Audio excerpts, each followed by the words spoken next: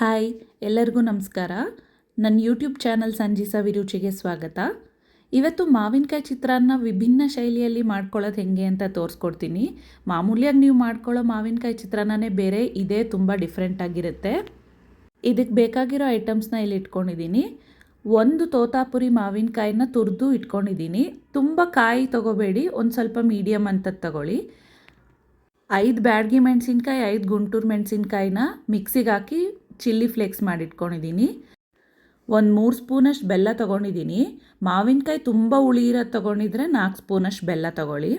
1 ಹಿಡಿಯಷ್ಟು ಕರ್ಬೇವಿನ ಸೊಪ್ಪು, ರುಚಿಗೆ ತಕ್ಕಷ್ಟು ಉಪ್ಪು ಮತ್ತು ಒಗ್ಗರಣೆಗೆ ಬೇಕಾಗಿರೋಂಥ ಐಟಮ್ಸ್ ಇಟ್ಕೊಂಡಿದ್ದೀನಿ.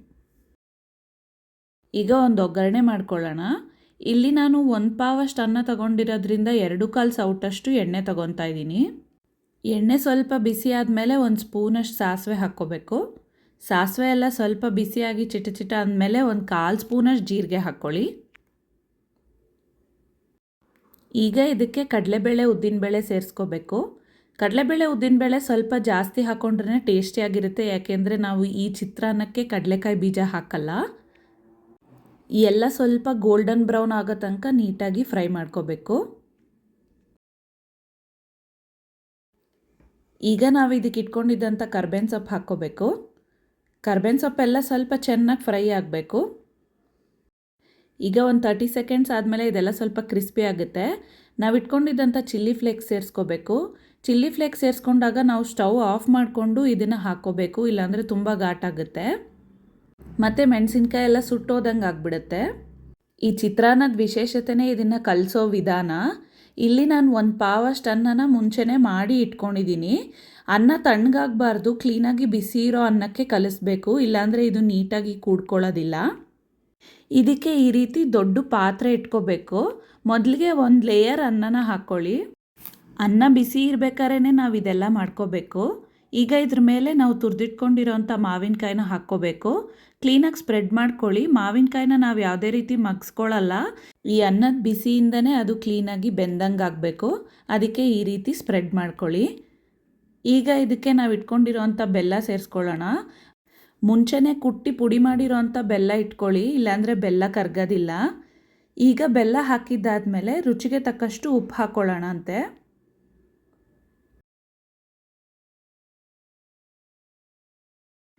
ಈಗ ಇದಕ್ಕೆ ನಾವು ಮಾಡಿಟ್ಕೊಂಡಿರೋಂಥ ಒಗ್ಗರಣೆ ಹಾಕ್ಕೋಬೇಕು. ಎಲ್ಲದನ್ನು ನೀಟಾಗಿ 1 ಲೇಯರ್ ಬರೋ ಥರ ಸ್ಪ್ರೆಡ್ ಮಾಡಿಕೊಂಡು ಹಾಕ್ಕೋಬೇಕು.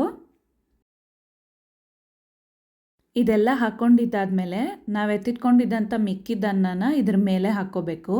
ನಾನು ಮತ್ತೆ ಹೇಳ್ತಾ ಇದ್ದೀನಿ, ಅನ್ನ ಬಿಸಿ ಇದ್ದಾಗಲೇ ಇದೆಲ್ಲ ಮಾಡಬೇಕು, ಆವಾಗ ನೀಟಾಗಿ ಕೂಡ್ಕೊಳ್ಳುತ್ತೆ. ಇದನ್ನು ನೀಟಾಗಿ ಹಿಂಗೆ ಸ್ಪ್ರೆಡ್ ಮಾಡ್ಕೊಳ್ಳಿ.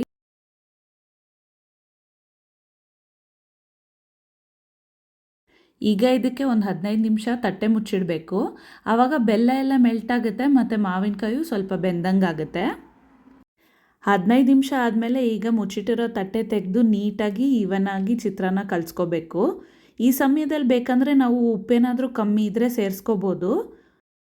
ಇದನ್ನೆಲ್ಲ ನೀಟಾಗಿ ಈವನಾಗಿ ಕಲಿಸ್ಕೊಂಡ್ರೆ ಮಾವಿನಕಾಯಿ ಚಿತ್ರಾನ್ನ ರೆಡಿಯಾಗಿಬಿಡುತ್ತೆ. ಇದು ನನಗೆ ನಮ್ಮ ಅಜ್ಜಿ ಹೇಳ್ಕೊಟ್ಟಿರೋಂಥ ರೆಸಿಪಿ. ನಮ್ಮ ಮನೇಲಿ ಯುಗಾದಿ ಹಬ್ಬಕ್ಕೆ ಇದೇ ಮಾವಿನಕಾಯಿ ಚಿತ್ರಾನ್ನನೇ ಮಾಡೋದು. ಅದಕ್ಕೆ ನಾವು ಇದನ್ನು ಯುಗಾದಿ ಚಿತ್ರಾನ್ನ ಅಂತ ಕೂಡ ಕರಿತೀವಿ. ತುಂಬಾ ಟೇಸ್ಟಿಯಾಗಿರುತ್ತೆ. ಕೆಲವೊಬ್ಬರಿಗೆ ತುಂಬ ಬೆಲ್ಲ ಹಾಕಿದ್ರೆ ಇಷ್ಟ ಆಗಲ್ಲ, ಅಂಥವರು ಬೆಲ್ಲ ಕಮ್ಮಿ ಹಾಕ್ಕೊಂಡು ಮಾಡ್ಕೋಬೋದು, ಆದರೆ ಬೆಲ್ಲ ಹಾಕಿದ್ರೇ ಇದಕ್ಕೆ ಚೆನ್ನಾಗಿರೋದು. ಈಗ ಮಾವಿನಕಾಯಿ ಚಿತ್ರಾನ್ನ ಸವಿಯಲು ಸಿದ್ಧ. ಒಮ್ಮೆ ನೀವು ಮಾಡ್ಕೊಳ್ಳಿ, ಹೆಂಗೆ ಬಂತು ಅಂತ ಕಮೆಂಟ್ ಸೆಕ್ಷನಲ್ಲಿ ತಿಳಿಸಿ. ನಮ್ಮ ಚಾನಲ್ನ ಇನ್ನೂ ಸಬ್ಸ್ಕ್ರೈಬ್ ಆಗಿಲ್ಲ ಅಂದರೆ ದಯವಿಟ್ಟು ಸಬ್ಸ್ಕ್ರೈಬ್ ಆಗಿ. Thank you.